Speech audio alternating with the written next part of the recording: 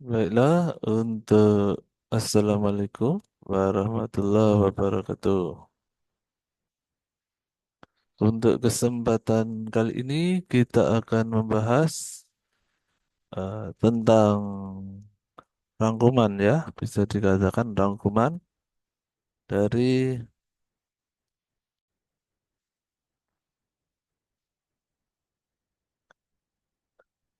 kaidah hukum yang sudah kita pelajari sebelumnya.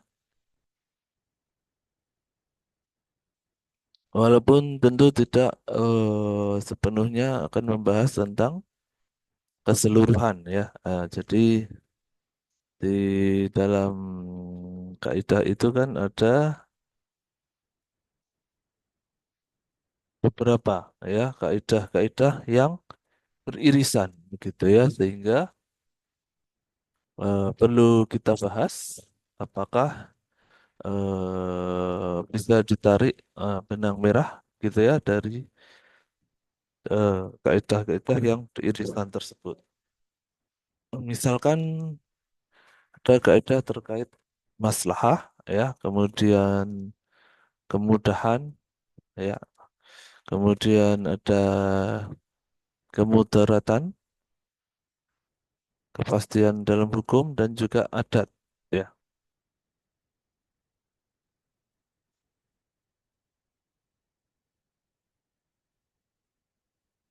Ya, jadi beberapa kaidah utama yang memiliki kemiripan atau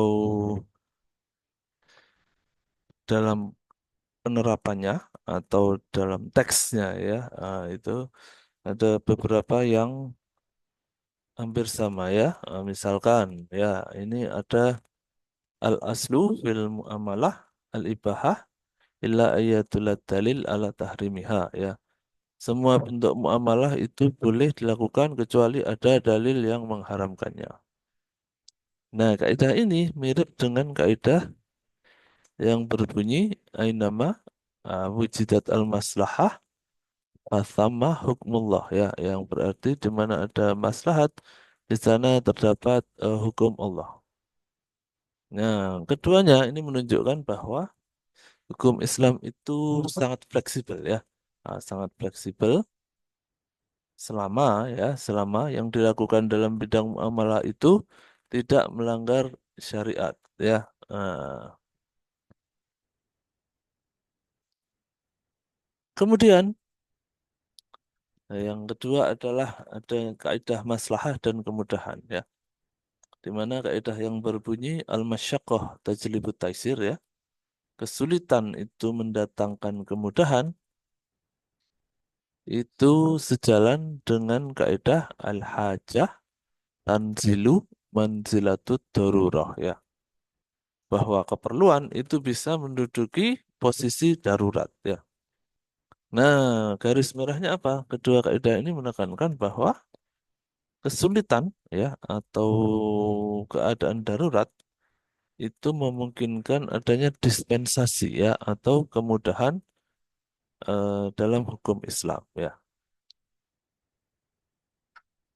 Artinya dalam kondisi tertentu itu dapat dianggap sebagai kedaruratan sehingga eh,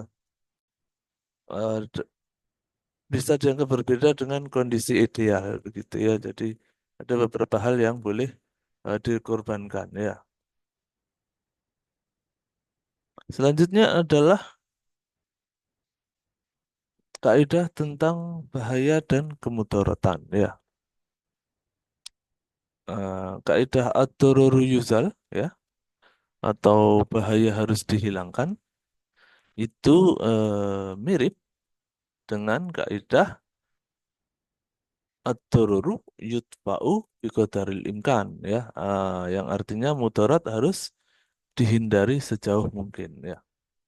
Kedua kaidah ini menekankan bahwa pentingnya untuk menghindari hal yang berbahaya dalam interaksi bermuamalah ya.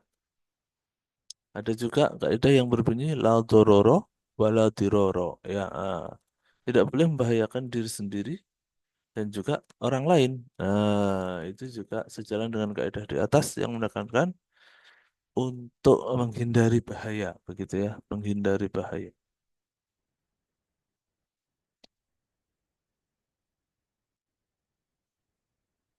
Selanjutnya ada kaidah mengenai kepastian, ya.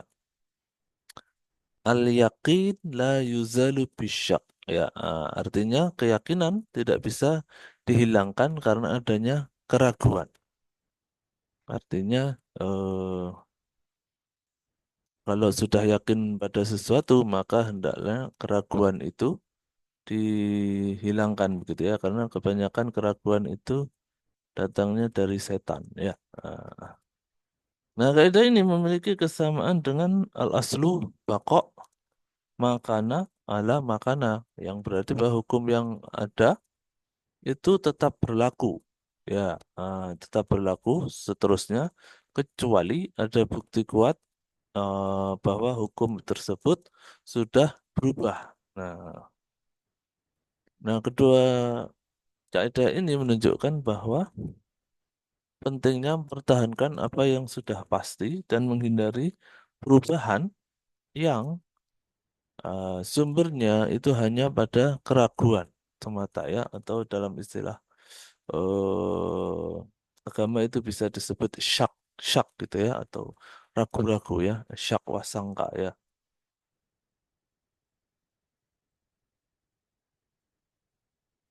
Selanjutnya ada juga kaidah tentang kebiasaan dan adat yang beririsan ya.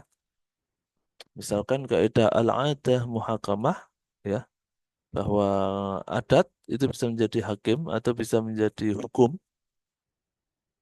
Itu serupa dengan kaidah as-sabit bil urfi kas-sabit bisyar'i. Apa yang berlaku menurut urf atau adat itu bisa dianggap sama berlaku dengan syariat ya, selama tidak bertentangan secara frontal ya dengan hukum syariat yang ada gitu ya. Tetapi selama urf atau kebiasaan atau adat tersebut itu sejalan dengan syariah, maka tidak ada masalah untuk melaksanakan adat tersebut. Jadi kesimpulannya, kelompok kaidah di atas menunjukkan adanya kesamaan ya tentang fleksibilitas hukum, kemudahan ya, penanganan masalah yang mengacu pada kemaslahatan, keadilan, menghindari hukum gitu ya. Salah, bukan menghindari bahaya ya, menghindari bahaya, saling melengkapi ya kaidah ini dalam berbagai konteks untuk memastikan keadilan dan balance ya, keseimbangan dalam penerapan hukum Islam.